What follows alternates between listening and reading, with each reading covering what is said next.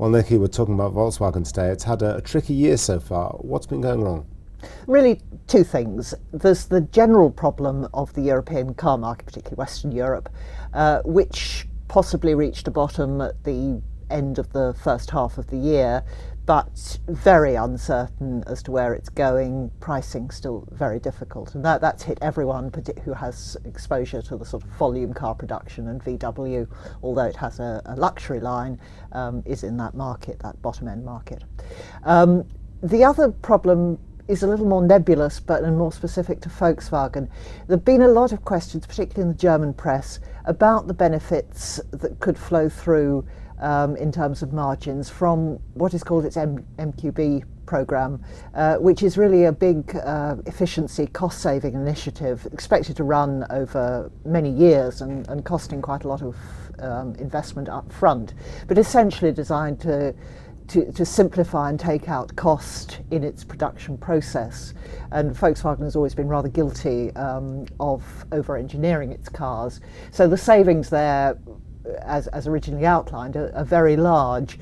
But there have been flutters of concern, denied on the whole by the company, about whether all those benefits are quite as big as everyone thought they might be. Which brings us to today's third quarter numbers. Have those numbers provided any comfort in either direction? I think they have. They've certainly reassured the market short term. The shares are up, and the shares have really gone nowhere this year, are now up by about 5%, I think, today.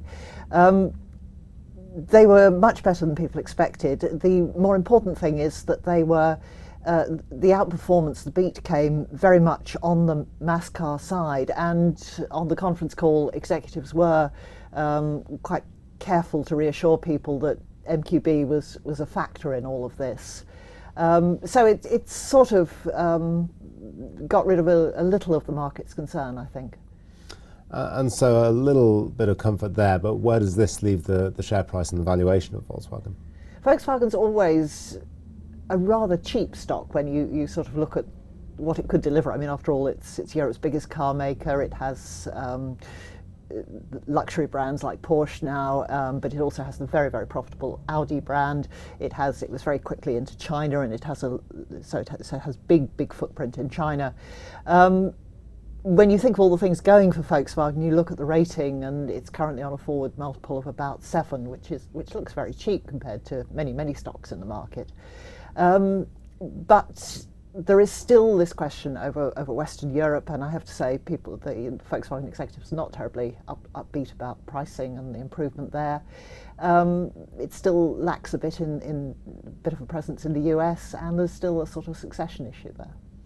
Well, the shares are looking cheap. Obviously, Volkswagen's still got some way to go to convince investors that the troubles of this year are behind it. Nikki, thank you very much.